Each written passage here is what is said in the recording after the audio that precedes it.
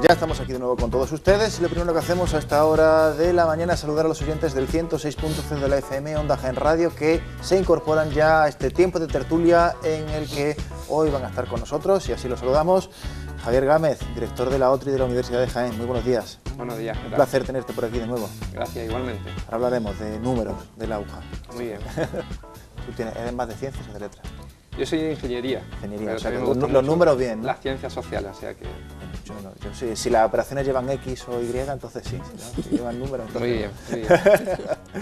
Capilla Vega, Buenos muy buenos días, ¿cómo estamos? Bien, bien. Aquí acompañando. También tenemos cuestiones de las que hablar en el tema sindical y también, por supuesto, como cada miércoles tenemos el gusto y el placer de saludar a Javier López, escritor y periodista. Muy buenas, Javier. Muy bien, ¿qué tal? ¿Cómo estamos? Además voy a empezar por ti, porque como vienes de una convocatoria informativa, vienes de un desayuno navideño que ha ofrecido el Partido Popular, pues al menos parte, ¿no? Parte del partido. Bueno, ¿cómo estaba el ambiente por allí? Los partidos tienen muy bien puesto el nombre, partidos por la mitad. Hay muchos así además, sobre todo los clásicos. Bien, bueno, bien, bastante afable y todo. Es que en Navidad es muy difícil pelearse a puñetazos con alguien. Y vamos, yo nunca me lo he hecho, pero me imagino que en estas fechas todavía menos. Bien, pues sí, muy bien, mucha concordia y todo, en fin, los medios... Este debería de ser el único día en el que los periodistas y los políticos se llevan bien. Lamentablemente se llevan bien todo el año y eso dice muy poco de los periodistas. Bueno, pues tomamos nota de... Porque están en una actitud mucho más sumisa, mucho más sumisa, y hablo de toda España, mucho menos reivindicativos, menos combativos. Me digo que un político debería de temblar en una rueda de prensa cuando entra un periodista y lo que hace es te da azucarillo y te pasa la mano por el lomo, y eso es patético para la profesión, y esa es una de las causas, en mi opinión, de que la profesión no esté en sus mejores momentos.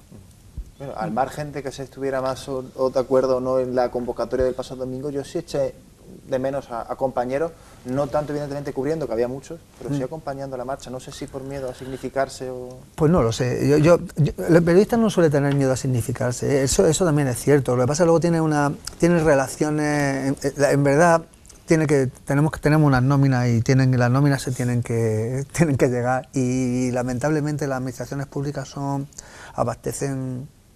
uno de los pocos abastecedores de dinero para los medios de comunicación, y eso hace que pasen estas cosas. Pero yo no eché de menos a gente por este tema. Yo creo que los periodistas estuvimos allí bastante, y los que no estuvieran pues tendrían sus motivos justificados, que seguro que no, ninguno de esos era el miedo, eso seguro.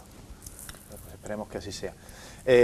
Primer turno para Javier López, como lo bueno se deja para el final, vamos a dejarle el último a Capilla, pero antes dejadme que hable con Javier porque hombre, tenemos una cifra muy jugosa encima de la mesa, 107 millones de euros, que es el presupuesto que el Consejo Social de la Universidad de Jaén aprobaba ayer como presupuesto de la UJA de cara al ejercicio presupuestario 2018, que puede parecer mucho, es una cifra importante y más en los tiempos que nos movemos, pero claro, hay que tener en cuenta pues que la Universidad de Jaén tiene mucho personal y además afortunadamente las universidades es de las empresas que mejor remuneran a sus profesionales, por lo tanto, pues gran parte se va al pago de nóminas, a pesar de lo cual todavía va a quedar un pellizco importante, sobre todo para aquello a lo que tú te dedicas, ¿no? Como la transferencia de conocimiento, ¿no?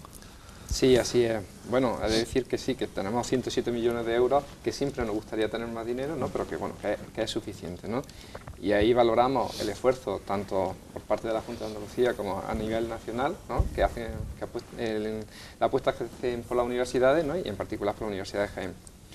Como tú bien apuntabas, esa dotación presupuestaria fundamentalmente se dirige hacia la cuestión laboral, ¿no? Nosotros en la universidad tenemos en torno a 1.600 personas trabajando, ya sean profesores, ya sea personal de administración de servicios, etcétera, ¿vale? Y claro, eso supone, pues ya digo, un 60-65% del presupuesto total, ¿no? Y luego, la otra parte, pues ya se dedica a diferentes tipos de políticas. ¿Cuáles son los ejes prioritarios de la universidad? Pues fundamentalmente,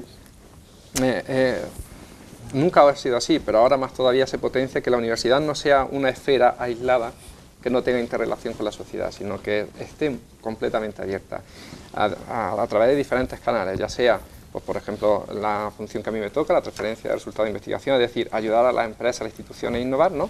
Pero sobre todo a través de lo que es nuestros egresados, que nuestros egresados, nuestros estudiantes, que luego se convierten en profesionales, ¿no?, tengan una muy buena formación y además sepan dónde acudir para si luego tienen que complementar de cara al futuro esa formación. Entonces, esa es una de las políticas fundamentales a la que destinamos esa parte de dinero, que entre comillas queda libre, ¿no?, a apoyar a nuestros egresados en una mejor formación y que, bueno, pues luego tengan un mayor respaldo, pues cuando, por ejemplo, intenta buscar empleo, etcétera, ¿no?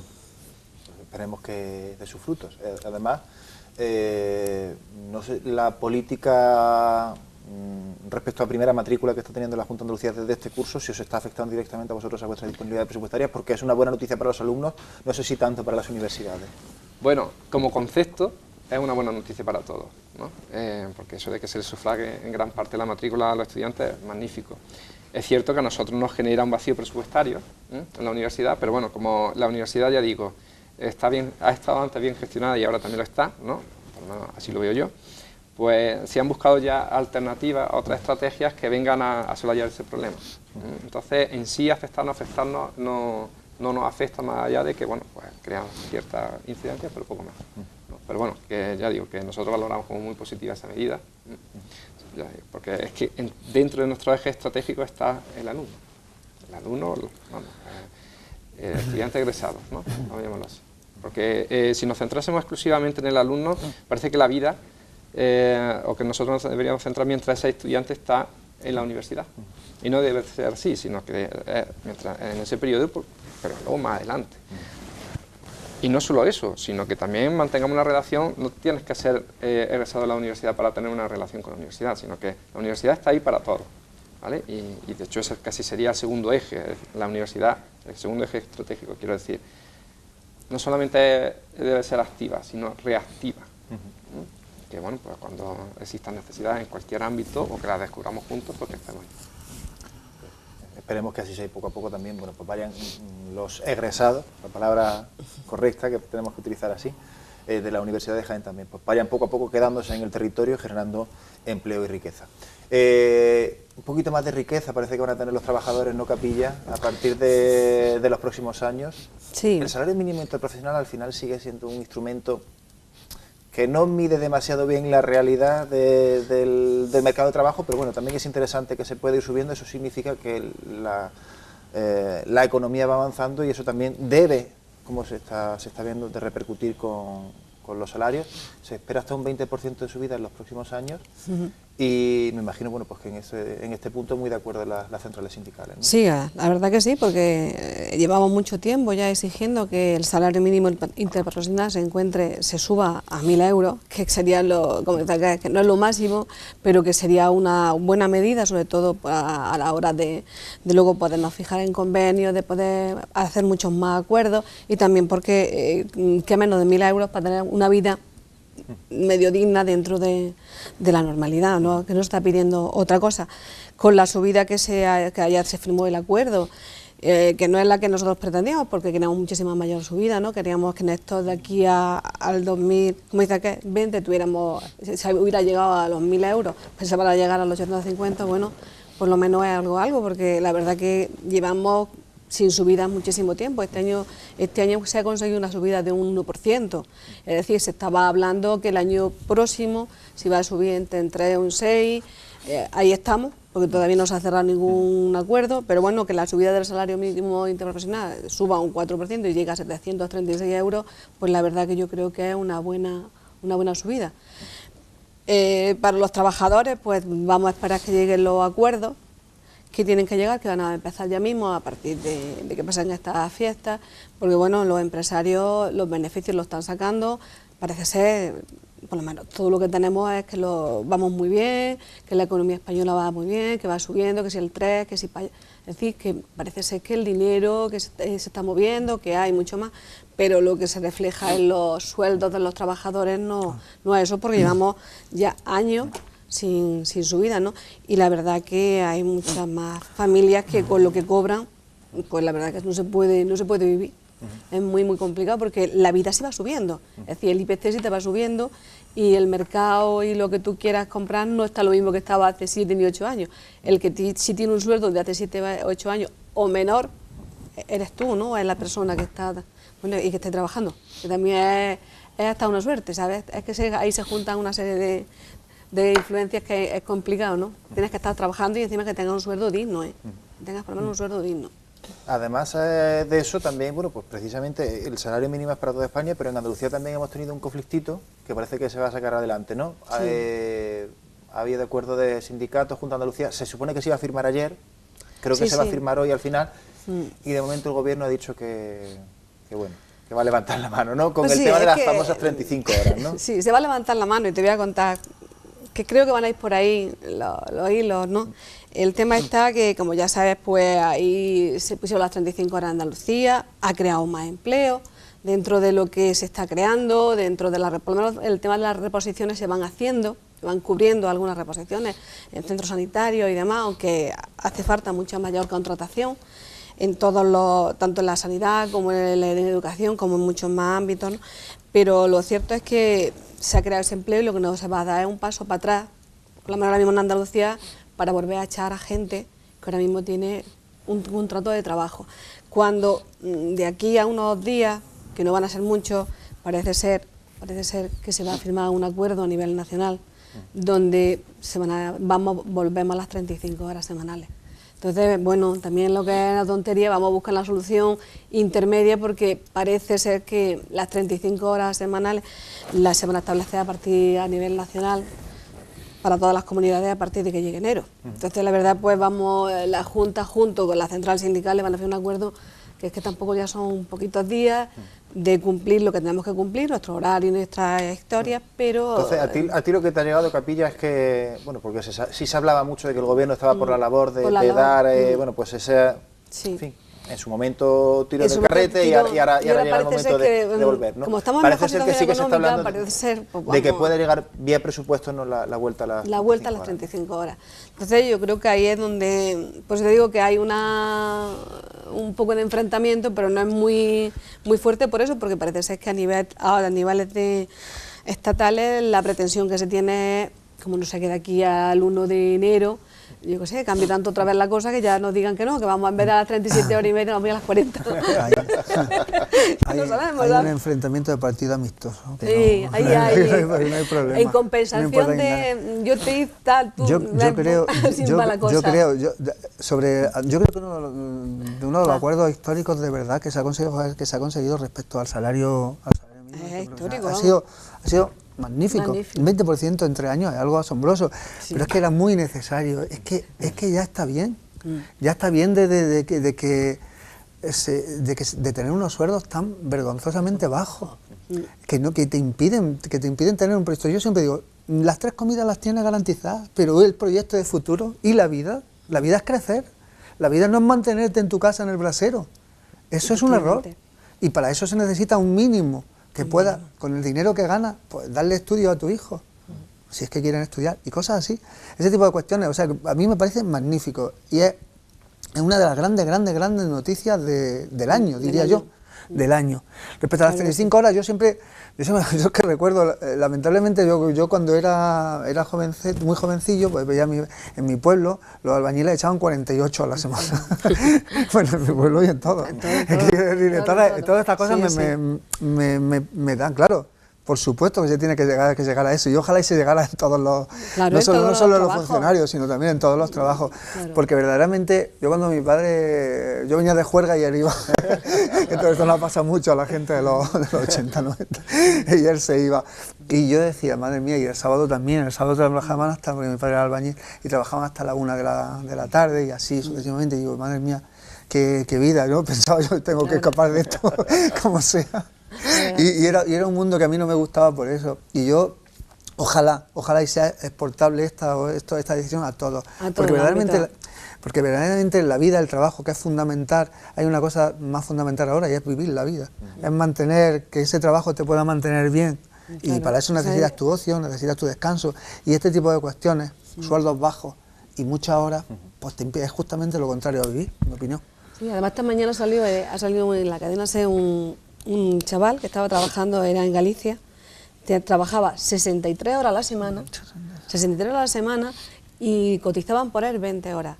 y se lo han reconocido, le han pagado lo que le debían, porque ya este muchacho llegó un momento que dijo, oye, por lo menos encima lo habían echado por motivos objetivas, y ya dice, mira, págame por lo menos el montón de horas que he echado, y dice, porque vamos, me echáis por motivos objetivos, es decir, que no voy, porque la empresa no puede tirar para adelante, yo trabajo 63 horas y me habéis cotizado, me estáis pagando por 20 horas, Claro. y un contrato a tiempo parcial, dice. Yo creo que ya lo que hay es algunas veces es un abuso increíble. Algunas veces, no, muchas veces. La ley estableció, Muchísimo. la reforma laboral lo que hizo fue que se cargó todo el sistema, pero de una manera descarada, antes incluso de la reforma también pasaba, es decir... pero pasaba algo menos. No, pero si la cuestión, no, si no es que pasara, pero irregularidades había manta. Sí, es que ya sin reforma, si es que directamente no te daban de alta. No. Eso así de veces, así de veces. No, pero tú has así de veces. Entonces yo he estado trabajando de jornalero en media España sin absolutamente ningún papel. Me hace gracia cuando dice sin papeles. Yo era un sin papeles. Pero que es que, y además en sitios donde te puedes tener accidentes graves. Pues nosotros éramos todos sin papeles, pero vamos, todos los españoles, ¿eh? A mí no me gusta hacer de la anécdota categoría porque, en fin, no es algo que esté muy extendido, al menos en mi círculo, pero que yo sí conozco el caso concreto de una persona que desempeña a sus 26 años 3 trabajos. Claro. Uno por la mañana, uno por la tarde de monitora y luego cuando termina de ese, coge su coche y se va a hacer de niñera hasta las 9 de la noche. Es que seguramente el se mantendrá nada más que para pagar el alquiler del piso, como ha dicho antes, comer 3 comidas y lo personal ya de decir qué hago con mis vacaciones, a dónde voy, pues seguramente ni se lo podrá plantear. Es que ni se lo podrá plantear. Hemos vuelto una herencia del franquismo, el pluriempleo. Es que al final volvemos, esto es muy cíclico todo, y aunque esté el régimen de libertades, al final lo que tienes es que tú económicamente, claro, y además habiéndonos generado un sistema de consumo que es terrible, que no tiene nada que ver con el que había en los 70 o 60 con nuestros padres, un consumo muy modesto, en función al dinero que ganaban y con muy pocos plazos, o sea, pagando a plazos pocas cosas, y eso, pues mira, te permitía pues a lo mejor sacar adelante una familia de 5 hijos como mi padre y darnos estudios. Ahora sería imposible. Ahora imposible. Con el sueldo de un albañil, no sé. Es imposible por eso. En ese sentido, el papel de la universidad formando profesionales tiene que ser clave, ¿no? Y sobre todo detectando las necesidades que tiene el mercado laboral, ¿no? Exactamente, sobre eso sí me gustaría también añadir una serie de cosas, porque aparte de que obviamente tiene que ser así, mientras menores sean las diferencias, pues todos avanzaremos más, ¿no? Pero también hay que centrar la estrategia no solamente en el poder adquisitivo, sino en lo que son los servicios que se ofrecen a ciudadanos, ¿no? Por ejemplo, yo, que también mi padre era albañil, ¿no? Y además los albañiles por aquel entonces, y ahora pues desgraciadamente también ocurre, durante mucho tiempo estaban parados, que si empezaba una obra, que si no estábamos tampoco muy allá, ¿no? Y yo he ido consiguiendo estudiar a base de becas que he ido pagando la sociedad en su conjunto. Quiero decir que también merece la pena que veamos también otro tipo de oportunidades que nos ofrecen, porque además el trabajo en este sentido, de decir, oye, parece que a lo mejor no estamos lo bien que debiera aquí, pero parece que... Hombre, es que el trabajo... en Capilla, no, es simplemente... el ejemplo que comentaba de este chico de Galicia y demás, yo creo que no es una cuestión, en mi opinión, ya de la ley en sí, sino de las personas. Porque al final todo gira en torno a las personas. Y es que el empresario en ese caso, es que era el empresario o la empresaria. Malvado. Malvado, pues digo, es que eso es lo que se está haciendo. Eso ya haciendo, es que eso, entonces sí tendríamos que entrar en otra dinámica de decir, oye, ¿usted por qué ha hecho eso? Eso es lo que se está haciendo. Actualmente se está haciendo muchísimo. Hombre, en ese punto... Hay empresarios que no merecen tal palabra, que yo creo que tiene que tener una connotación positiva, sino la categoría de negrero. De negrero, pero es que además la gente como no sabe si mañana... Siempre te dicen lo mismo. Y así, como hay más gente, y va a llegar otra persona que va a coger ese trabajo... Hay más gente, pero yo siempre digo lo mismo, pero pues sobre eso se abusa. ¿Tú cuántas vidas tienes? Claro. Vale, hay más gente, pero tu vida, ¿cuántas vidas tienes? Porque yo no, desde luego yo no voy a aceptar nunca un trato así. Podré aceptar ganar menos, podré aceptar tener, en función a las circunstancias, podré adaptarme a las circunstancias, pero jamás humillarme ante un tipo de cosas de esas. Y eso la universidad ha hecho cosas muy buenas. Es que al fin y al cabo la universidad ha generado es una seña de identidad. Se ha convertido en muy poco tiempo en una seña de identidad, y eso ha hecho, porque es que antes los únicos egresados que habían eran los de la tuna.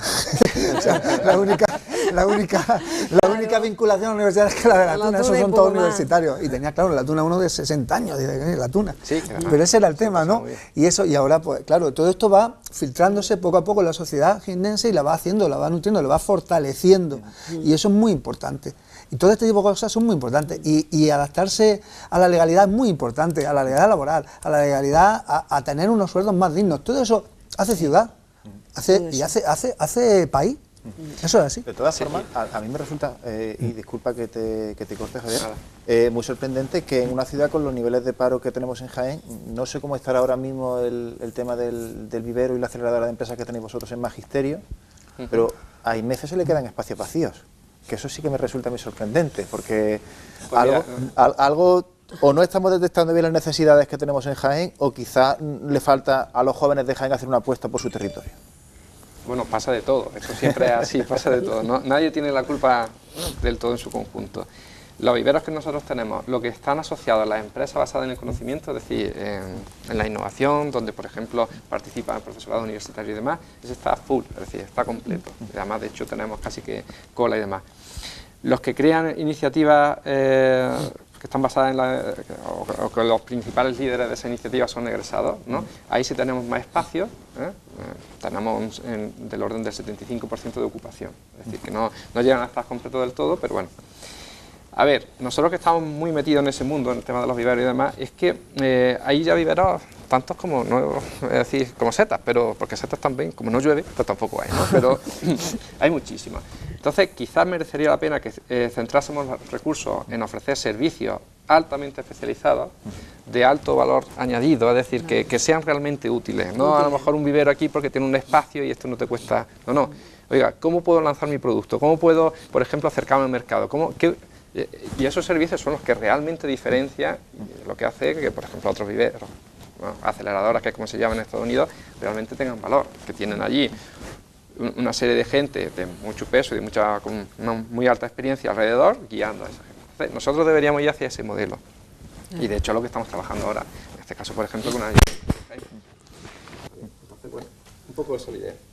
Bueno, aprovechamos este pequeño incidente de cosas del directo para cambiar de tema y vamos a hablar de una cuestión que está muy candente estos días. Vamos a dejar la política aparte, porque la política se la vamos a dejar a los políticos, pero sí que creo que es muy interesante pues ver cómo va evolucionando el tema del tranvía, no solo como infraestructura propia, per se, que es importante por el dinero que costó sobre todo y por la necesidad que haya de ponerlo en marcha después de tanto tiempo parado, sino también en conjunto con la movilidad que se quiere realizar en la ciudad de Jaén, donde tenemos un transporte urbano muy mejorable, donde tenemos un proceso de peatonalización en marcha que no sabemos hasta dónde va a poder llegar y sobre todo donde tenemos todavía, y me sigue sorprendiendo, una sociedad bastante refractaria a cambios que supuestamente son positivos o que a veces aplaudimos en otras ciudades. A mí bueno, vamos si quieres. No, bueno, es que se me ha caído el micrófono y quería decir una cosa por cerrar la conversación anterior, comentamos esta que también es interesante y además hablaremos sobre un proyecto que estamos trabajando conjuntamente con el ayuntamiento, digo la universidad. Se ha hecho mención, en un momento se ha dicho que nuestra gente no se tuviera que ir fuera, por ejemplo, que se quedara aquí a trabajar, ¿no? Eso yo no lo veo bien que se diga, yo personalmente o a nivel de universidad. Nosotros en la universidad, entre comillas, estamos obligados a salir fuera. A ver, por ejemplo, en Estados Unidos, un país muy avanzado, no tanto a lo mejor socialmente, pero sí a nivel empresarial y de I+D, te obligan. Las condiciones te obligan, ¿por qué? Porque tienes que formarte lo mejor que puedas, capacitarte lo mejor que puedas y luego tú decides si quieres retornar a tu tierra, que normalmente es así, y crear algo, pero claro, con las mejores circunstancias. Entonces ahora, ¿qué ocurre? Que luego cuando vuelves aquí a lo mejor no encuentras el caldo de cultivo apropiado para que eso te pie y te frustre. Eso puede pasar y eso sí es verdad que puede ser un problema. Por el hecho en sí de que la gente pueda, o que diseñamos iniciativas para que la gente, nuestros egresados, nuestra gente joven o mayor, como queramos, salga afuera, se forme, vea otra experiencia, vea otros ámbitos, porque muchas veces lo que ocurre aquí es que como nos movemos en un círculo pequeñito, vemos que solamente tenemos el alcance de ese círculo y realmente no vemos, como por ejemplo esto que tú comentabas. Este fin de semana estuve, por circunstancias, estuve en Mérida y aquello tiene una zona en torno al teatro, el anfiteatro romano, que es peatonal y es precioso. Allí la gente pasea, no tiene miedo de que te pillen los niños, que te pilla un coche de dos niños, cosas así de ese tipo, ¿no? Entonces, claro, si tú sales fuera, lo ves, observas, aprendes, y eso lo traes hacia acá, ¿no? El famoso... Pero bueno, al final estamos hablando de que ese posgrado o incluso los primeros años de la vida laboral no dejan de ser un periodo formativo también. Es decir, que eso también tenemos que entenderlo como formación. Al final, nadie va a encontrar el trabajo de su vida, o muy poca gente va a encontrar el trabajo de su vida a los 22 años. Es que ni siquiera los buenos años económicos. A ver, lo interesante sería que Jaén fuera Cupertino, fuera Silicon Valley. Ojo, pero Jaén también lo quiere Córdoba, lo quiere cualquier... Eso sería lo interesante, y entronco con lo que tú dices, claro.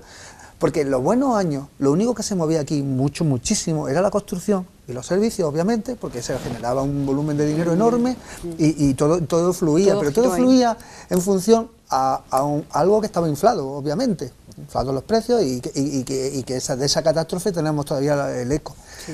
Claro, ¿cómo se convierte Jaén en una opción atractiva para alguien que ya ha salido? Es que eso es muy difícil. Alguien que ya está en Madrid o en Oxford, o no sé, y dice, no, es muy complicado, claro, ¿cómo lo convierte? Es muy difícil. ¿Qué hay aquí en Jaén para que vuelvan y se incorporen? Claro. Como no sea que monten algo que no hace falta, es decir, que porque se monta la industria maravillosa, o que la industria que tenemos, que es la del aceite, la montáramos nosotros. La montamos nosotros. Si se puede montar industria, aunque sea a través del aceite, de maquinaria, de todo lo que queramos, vamos a hacerlo nosotros. Hombre, claro. Y esa gente que se ha ido a formarse y a seguir formándose, y que para tener otra visión, para tener otra, que es muy positivo, cuando vuelva, que ponga en marcha todo eso que ha aprendido, pero que lo ponga aquí. Vamos a facilitarle. Es que creo que al pensar en la globalización, ¿no? Al pensar en la globalización, creo que estamos pensando... En el sitio que podemos hacer, el aceite, por ejemplo, que es lo que más tenemos. Exactamente, es que estoy totalmente de acuerdo con ella. Es que cuando pensamos en la globalización, pensamos en lo diminutos que somos, cuando tenemos que pensar en lo grandes que somos. Claro, pensamos, lo diminutos en la globalización te acojona. No, al contrario, yo ahí juego de igual a igual con Messi. Que juego con Messi. Es que además la universidad está haciendo unos trabajos buenísimos en todo el tema del aceite. Sí, ahí estamos muy posicionados. Yo creo y aparte de ese camino, que es de la industria del aceite, de las mil maneras que se podrían hacer, o de lo que se podía traer o se podía implantar, vosotros estáis haciendo muchísimos estudios. Vamos a buscar también otras salidas, como las famosas empresas de base tecnológica, que son las que dan un empleo de muchísima calidad. Pero en Jaén, en otros puntos, donde también la provincia, es que Jaén no tiene no más que servicios. Claro, si somos realistas, lo que ha dicho Capilla, es que si somos realistas, solo a través del aceite podemos generar un mundo increíble de industria. Quiero decir yo de verdad que pienso que no, no solamente el aceite es una pata más. Y volviendo a ¿cuáles son las claves? ¿Cómo hacemos que las personas quieran retornar aquí? La primera y fundamental es a través del cariño. Fíjate que es una palabra absurda, ¿no? No. Pero es que cuando, por ejemplo, nosotros en la universidad, pues no sé, en estos 2 años así que me ha tocado estar en el equipo de gobierno, pues 3 o 4 casos de egresados, de gente que se sentía agradecida a la universidad, pues bueno, por lo que fuera, ¿no? Lo habían tratado, lo habían formado bien y estaban muy bien posicionados fuera. En concreto uno, ya estaba en Atlanta de director en una empresa farmacéutica y quería crear su empresa aquí. ¿Vale? Había desarrollado un producto que además había conseguido una financiación europea tremenda, y claro, ahí se lo estaban rifando, pues estaba Pamplona, estaba Galicia, estaban todos ofreciéndole cosas. Y ellos, sin embargo, querían venirse aquí. ¿Por qué? Porque sentían el cariño de la gente. Pero eso tiene que ir un poco más allá, porque muchas veces decimos, venga, trata bien a la gente, pero sobre todo cuando alguien intente hacer algo, no esté ahí esperando, a ver qué ocurre, qué no ocurre, y si falla, dice, mira, ves, ese lo ha intentado, como me decía el otro día el empresario un viernes por la tarde, dice, se ha intentado, por eso yo no lo intento, porque ves cómo se falla. No, lo que tú tienes que ir ayudarlo a levantarse y decirlo, ole ahí. Esa es la idiosincrasia de esta provincia. Sí, eso pasa también. Ole ahí, que tú lo has intentado, que yo no he sido capaz, pero tú sí. Esa es la idiosincrasia del perro apaleado. Al fin y al cabo, tenemos una historia que no nos es propicia. De ella, claro, entonces en otra parte, en Estados Unidos creo, según me han comentado, que en la entrevista de trabajo te preguntan cuántas veces has fracasado. Exactamente. No como algo malo, sino como algo bueno, puesto que tú ya has aprendido. Aquí el que fracasa una vez, lamentablemente, Sí, sí. lo estigmatizan de cierto modo, y si no, se estigmatiza así solo. Sí, sí, Pues, sí, vamos, sí. yo he perdido aquí 30.000 euros o 40.000 euros y ahora ¿qué hago? Eso es un problema, claro, pero ¿cómo se cambia una mentalidad? Es complicado. Es que es complicado, es que Jaén es muy especial, esa forma de Sí, mentalidad pero, es muy especial. y yo creo que se basa en la confianza, en que confiemos en nosotros mismos primero y luego eso lo proyectemos. Claro que sí. En relación a eso que estabas tú comentando antes de la pregunta que nos hacía, por poner ejemplos de que esa máquina queremos hacerla andar, ¿no?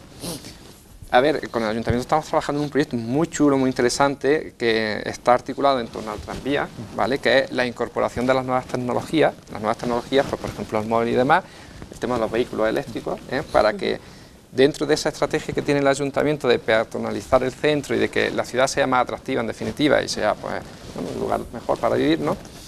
Pues que todo el consumo eléctrico de ese sistema de transporte sea generado por energías renovables. Es que se puede hacer, será porque tenemos SOS, madre mía. Sí, sí, eso sería. Será porque Entonces, no tenemos SOS. y de hecho Es que estamos se podría con el hacer Ministerio perfectamente. intentando buscar la financiación y la verdad que el proyecto sería pionero. Yo creo que sí. Yo creo que sí, vamos, sería alucinante. Y además, sobre todo, porque ya estamos trabajando en algo que no es un gasto, es una inversión. ¿Por qué? Porque eso va a repercutir en los costes directamente de la explotación del tranvía. Sí, exactamente. Es que el consumo eléctrico del tranvía y también algunos autobuses eléctricos, que es lo que está previsto. Inicialmente empezaríamos por 5 y luego ya se iría incrementando. Y luego una serie de vehículos eléctricos, pues que ese consumo energético proviniese del sol, como tú bien decías, ¿no? Pero además que estuviera gestionado. Es decir, que, oye, necesito cargar mi vehículo, por ejemplo, ¿a qué hora mejor, a qué hora? Pues te vas a tal parking, ¿vale? Y ahí, incluso a la inversa, la ciudad necesita energía, pues coges tu vehículo, porque esa es la segunda evolución de los vehículos eléctricos, ¿no? Llevas tu vehículo y cogen energía de tu vehículo y lo llevan hacia el sistema, por ejemplo, para un autobús urbano, ¿no? Entonces, bueno, ese sistema integral o inteligente de gestión, eso es lo que queremos aportar también desde la universidad. ¿Vale? Vamos, una buena noticia. Me parece que la vamos, universidad, a ver si sí. cuando se funda la universidad, se funda, es como, en mi opinión, es con la puesta de largo de una chica que ya es mayor de edad, pues yo creo que garantiza la mayoría de edad a Jaén en este punto. Claro, muy importante, y luego se ha portado bastante bien, no ha tenido grandes o ningún escándalo que yo sepa. Si me permite, solamente el pesar por el fallecimiento de Pepe Fernández, que era amigo mío y que lo había visto hacía 3 semanas y desconocía, por supuesto, que estaba enfermo, y me dio mucha pena. Fue un artífice también de la universidad, Lorenzo Morilla, fue profesor mío, y mucha más gente. Y me enorgullezco de decirlo. Que hizo grandes cosas. En una ciudad que no creía tampoco en ella, en cierto modo, que era escéptica por naturaleza, lo que hablábamos antes, de que siempre te han pegado, pues no puedes esperar nada bueno de la vida. Y sin embargo, la vida nos ha dado cosas muy buenas. Pues la verdad que nos has dejado que bueno, lo que hace falta es que eso se llegue así y que el tranvía lo veamos andar. Porque, mira, eso ya no es una como ha dicho cuestión él, como ha dicho, pero vamos a dejarlo de la política, porque esto de coger el periódico, un día por aquí te cuentan una cosa, otra día te cuentan otra. Mi pregunta es, ¿algún día lo veremos andar? El tranvía, en mi opinión, ha dicho Raquel Morales, ha aseverado de forma tajante que en agosto. En agosto, sí. Ese corte lo tengo guardado, ¿eh? Y cuando llegue el 1 de septiembre, como no esté el tranvía andando... del informe del Tribunal de Cuentas, yo solo me quedaría con una cosa, porque es que irregularidades económicas se cometen todos los días, miles. Yo solo me quedaría con una cosa, y es verdad, y esa creo que es verdad, no habérsele dado al tranvía un carácter metropolitano, eso hubiera sido fundamental. Torre del Campo, Torre Don Jimeno, incluso Mancha Real por otra parte. Bueno, eso es más costoso, pero todo eso hubiera sido fundamental. La Guardia, fundamental. Si se hubiera hecho así, yo creo que hubiera sido un exitazo tremendo. Al hacerse de la otra manera, tienes que poner un billete bastante caro. En una ciudad en la que no hay mucho dinero. Pero bueno, yo es lo único que me quedo, que el carácter tenía que haber sido metropolitano desde el principio. Desde luego, hay que pensar con ambición, hay que pensar fuerte. El tranvía se hizo en su momento y se hizo como se hizo, y a mí me gusta al menos que se piense ya en los proyectos, no de la solución urgente. Es que en esta ciudad vivimos para lo urgente y no vivimos para lo importante. Pero se está pensando ya en la ciudad que vamos a tener dentro de 10, 15, 20 años, y eso es, para mi gusto, es fundamental, porque no vamos a construir una ciudad para ahora mismo cuando seguramente dentro de poco tengamos coches eléctricos, coches autónomos, va a cambiar la movilidad y el transporte de forma radical, va a cambiar la vivienda, va a cambiar la gestión de la energía a través de las redes inteligentes, y todo eso está ya aquí. Es que esto ya se está implementando en otras ciudades y aquí llegará más tarde o más temprano, ¿no, Javier? No, sí. De hecho hay un libro muy ilustrativo que se llama algo así como El fin del mundo, tal y como lo conocemos nosotros, y viene un poco a explicar eso que tú bien dices. Por ejemplo, el vehículo no será un vehículo que nosotros, el vehículo no lo compraremos, lo que está previsto que dentro de 20 años sea pues un alquiler, ¿vale? Que yo necesito el coche de tal sitio a tal sitio, lo cojo y ya está, y no tengo que estar haciendo una inversión. Vehículos eléctricos, por supuesto, ¿no? Y muchos de los servicios están basados en las tecnologías de la información, ¿no? Todo lo que, por ejemplo, la seguridad. La seguridad de las ciudades, eso será un tema que estará muy sometido a debate, pero vamos hacia eso. Exactamente, que las ciudades estén perfectamente controladas, con videocámaras por todos sitios, qué ocurre, qué no ocurre, que ahí habrá también que, no solamente el avance de la tecnología que de pie, sino éticamente qué es correcto, qué no es correcto. El problema para Jaén, que es verdad que con todo eso se va a mejorar muchísimo, el problema es cuando se tuvo que planificar la segunda parte de Jaén, se planificó mal, la planificaron los promotores de obras. O sea, cuando se hacen los bulevares, claro, lo planifican los promotores, porque en ese momento se puede haber hecho un Jaén espectacular, con una, esto no es mío, me lo han dicho un amigo periodista, que es su idea, unas calles anchísimas, con bloques más pequeños, más hubiéramos crecido más, hubiéramos crecido mejor, hubiera sido una maravilla, hubiéramos hecho una ciudad nueva, maravillosa, y esta, bueno, no es que sea, no es terrible, pero muy mejorable, y lamentablemente un promotor de obras nunca puede planificar una ciudad. Lo importante es que los ciudadanos estemos concienciados y sobre todo vigilantes respecto a los proyectos de futuro, en fin, y también en la medida de lo posible, y eso nos permitirán también las nuevas tecnologías, podamos emitir nuestra opinión y por supuesto también nuestras quejas y si es necesario incluso pues nuestro bloqueo si llega el caso. Bueno, son las 11:05 de la mañana, el tiempo se nos pasa muy rápido, así que tenemos que poner aquí el punto y final. Le damos las gracias a los Javieres y a Capilla por habernos acompañado en el día de hoy. Os emplazamos a una próxima ocasión y os deseamos que paséis unas felices fiestas. Igualmente. Os preguntaré cómo las pasaríais, pero ya no, porque me van a matar nuestras compañeras de Onda Jaén Radio, donde a partir de ahora se quedan con el boletín de las 11, que ya saben, siempre viene de aquella manera, pero lo importante es que llega. Y ahora, a la vuelta de una pausa para la publicidad, vamos a hablar precisamente con miembros de la plataforma Jaén Merece Más, que una vez han pasado por el periodo de reflexión, como los catalanes en el día de hoy, nos van a contar qué sensaciones tienen tras la manifestación del pasado domingo.